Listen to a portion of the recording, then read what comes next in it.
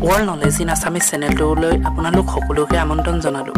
আজি আমি পৃথিৱীৰ 5খন ধনী দেশৰ বিষয়ে জানিম। আহক তেন্তে ভিডিঅ'টো আৰম্ভ কৰোঁ।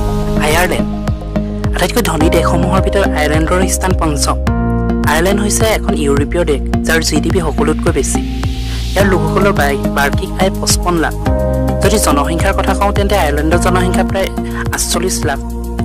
আয়াৰলেণ্ডৰ প্ৰধানমন্ত্ৰী হৈছে লিও ভাৰডস্কৰ। ইয়াৰ ৰাজধানী হৈছে ডাবলিন। আয়াৰলেণ্ডৰ মুখ্য উপাৰ্জন হৈছে ফাৰ্মাচিকেল সামগ্ৰী ৰপ্তানিৰ জৰিয়তে হয়।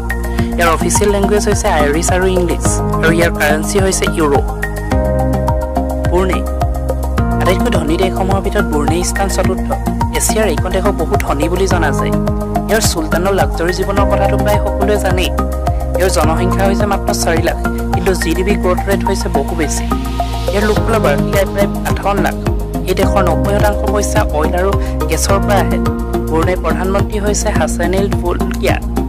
তেওঁ পৃথিৱীৰ দ্বিতীয় সবাতোতকৈ ধনী ব্যক্তি। ব্ৰুনেইৰ অফিচিয়েল লেংগুৱেজ হৈছে মালে আৰু অফিচিয়েল কাৰেন্সি হৈছে ব্ৰুনেই ডলাৰ। পৃথিৱীৰ তৃতীয় সবাতোতকৈ ধনী দেশখন হৈছে ছিংগাপুৰ। ইয়াৰ জনসংখ্যা প্ৰায় 56 লাখ আৰু ইয়াৰ লোকসকলৰ বাৰ্ষিক আয় প্ৰায় 70 লাখ টকা হয়। ছিংগাপুৰৰ প্ৰধানমন্ত্ৰী হৈছে লি চাইন লং আৰু এওঁৰ দৰমহা বাকী পৃথিৱীৰ সকলো ৰাষ্ট্ৰপ্ৰধানতকৈ বেছি।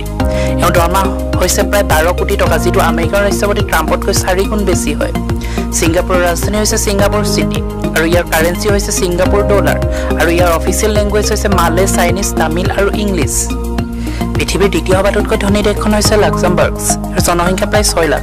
ইয়াৰ প্ৰধানমন্ত্ৰী হৈছে জেভিয়াৰ বেটেল। ইয়াৰ লোকসকলৰ বাৰ্ষিক আয় প্ৰায় 72 লাখ হয়। ইয়াৰ অফিচিয়েল লেংগুৱেজ হৈছে ফ্ৰান্স, জাৰ্মানী, ইংলিছ আৰু লাক্সামবাৰ্গাছ। ইয়াৰ কাৰেন্সি হৈছে ইউৰো।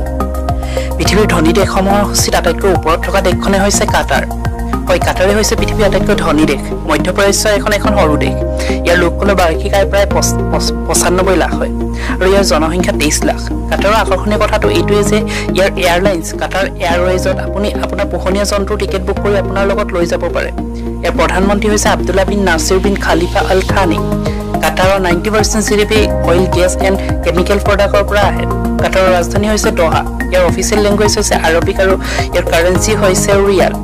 এই দেশৰ অজীৱ কথাটো হৈছে যে ইমান সৰু দেশ হোৱাৰ স্বত্তেও কাটাৰে 2022 চনৰ ফুটবল বিশ্বকাপ অনুষ্ঠিত কৰিব। Thank you for watching. If you like this video, please like, share and subscribe the channel World Knowledge in Assamese. Thank you.